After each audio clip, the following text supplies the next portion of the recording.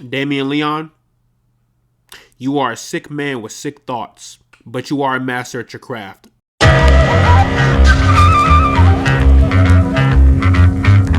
So, Terrifier 3 is the third installment into what is now the Terrifier trilogy, or franchise now, technically. The film is directed by Damien Leon, and it stars Lauren Lavera, Elliot Fulham, and David Howard Thornton. After surviving Art the Clown's Halloween massacre, Sienna and her brother struggle to rebuild their shattered lives. As the holiday season approaches, Art returns, determined to turn their holiday cheer into a new nightmare. With these movies, we come for one thing and one thing only, and that is how Art the Clown can torture people in the most brutalist way possible.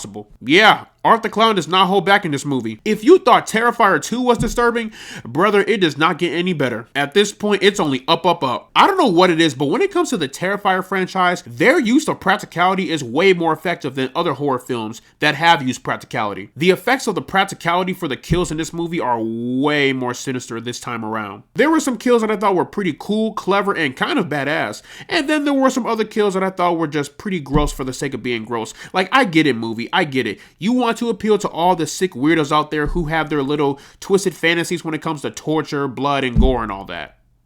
And I thank you for that, because I'm one of them. There were a couple of kills that they're just so implanted in my brain. Saw ain't got shit on this franchise, I'm sorry. And this is coming from a Saw fan. Just the thought of human flesh being able to shred like that. Yeah, them kills looked a little too realistic, but that is the beauty of practicality. Overall, outstanding use of practicality, and as far as practical effects go, when it comes to horror, I don't think there's any other horror franchise that's touching the Terrifier franchise. And not only do we love the practical kills in this movie, we also love Art the Clown. Art the Clown is the textbook definition of Black Air Force activity. This demonic clown gets his rocks off to torturing people. When you see this guy around, just know you are in grave danger. I think what makes Art the Clown stands out is David Howard Thornton's incredible physical acting. David Howard Thornton's mannerisms when it comes to playing this character should not go unnoticed. When it comes to playing this demonic clown who has these cartoonish-like mannerisms, David Howard Thornton pulls it off miraculously. Whenever Art the Clown is riding around on a tricycle to even just pointing the finger and laughing at people in silence, it works so well, and I actually find it kind of hilarious. So hilarious that sometimes I forget that Art the Clown is an unhinged demonic psychopath. But without David Howard Thornton's incredible physical acting, Art the Clown would not be as memorable as he is. I don't know why, but whenever Art the Clown gets to pointing the finger and laughing in silence, I too find myself laughing beside him.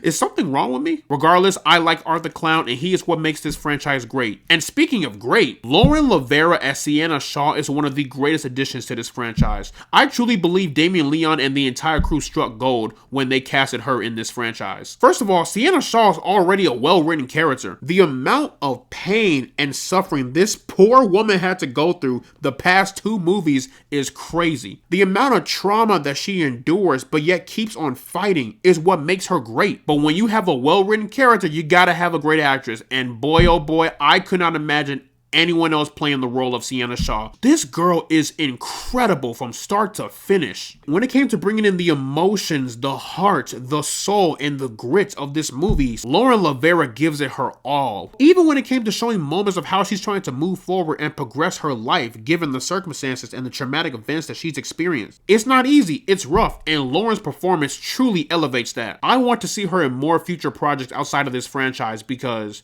she is incredibly talented. Thank God this movie had a shorter runtime, because 2.5 hours for a movie like Terrifier is crazy, or really any horror movie at that. And the movie just opened the gateway for its 4th installment, and honestly, I'm really looking forward to it. But I hope the 4th installment is the final installment, because honestly, I don't want this franchise to go on any longer than it needs to. Just end it on a high note, because when a franchise goes on for too long, it gets repetitive, and now it's not even fun, it's just fucking annoying. As far as my problems with this movie, I do question the fate of a certain character, because I don't believe that character is dead. Because y'all, you can't kill off a character like that off screen, like, huh? They're clearly going to address that in chapter 4.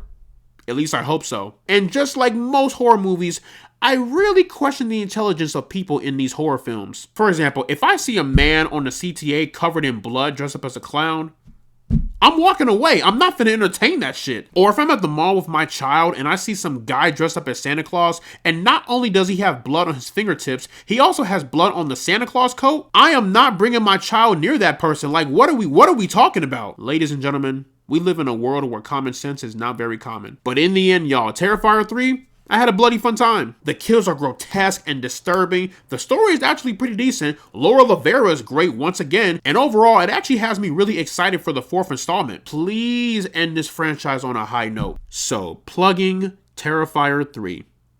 Into the rank system, I am placing this one into the pinnacle zone. But yeah, y'all, that is pretty much my review for Terrifier 3. Let me know down in the comment section below what you guys thought about the film. Did you love it? Did you hate it? What are your predictions for Terrifier 4? Whatever you thought, let me know down in the comment section below. And as always, guys, leave a like and subscribe if you want to see more, and I will see you all in the next one.